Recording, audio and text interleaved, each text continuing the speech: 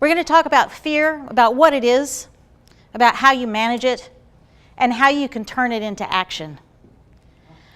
Now, if I ask you what is fear, I bet you most people in this group will say it has something to do with fight, flight, or freeze. That's what everybody says. And it's true. Those are three very important elements of it.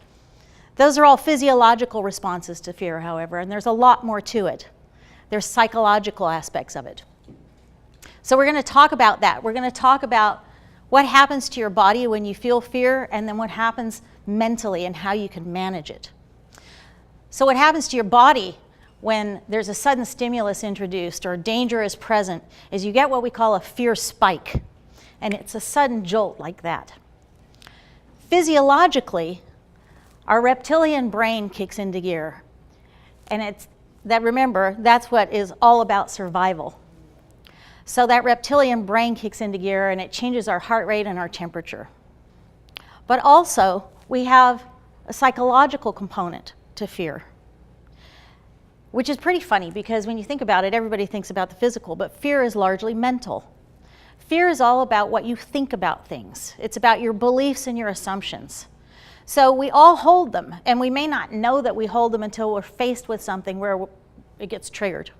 So for example, many people might believe that a small woman cannot prevail over a large, muscular, athletic man. We might believe that if we get shot, we're going to die. And it's true, we might die in that situation, but thousands of people get shot and live. Same thing with knives. So it's all mental. And the key to fear is to not be afraid of it, to make friends with it, and to understand it. So I want to talk just a minute about intimidation. Intimidation is what we feel about the event or the person that we're engaged with when we're experiencing fear. And it's when we're visualizing and thinking about what they're going to do, rather than thinking about what we can do about it. And again, it doesn't matter if that has to do with cancer. It doesn't matter if it's a guy with a knife. We're intimidated when we spend more time thinking about what they're doing than what we can do. Coach Blauer likes to say that it's important that we not imbue our opponents with skills and knowledge that they haven't already demonstrated. Sit with that for a moment.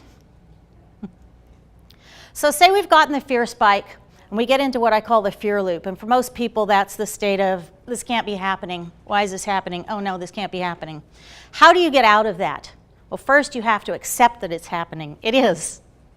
You can't stay in denial. So you have to accept that it's happening. And then you have to get challenged. Not threatened. Threatened will keep you in the fear loop. You have to get challenged and think about, what can I do to address this situation? And once you're threatened, you have to take action.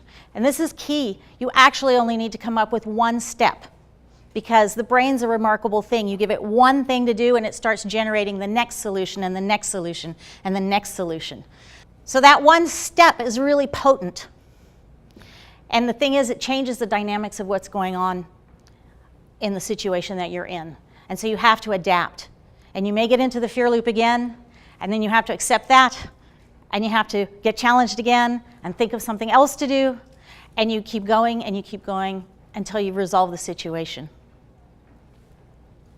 Thank you.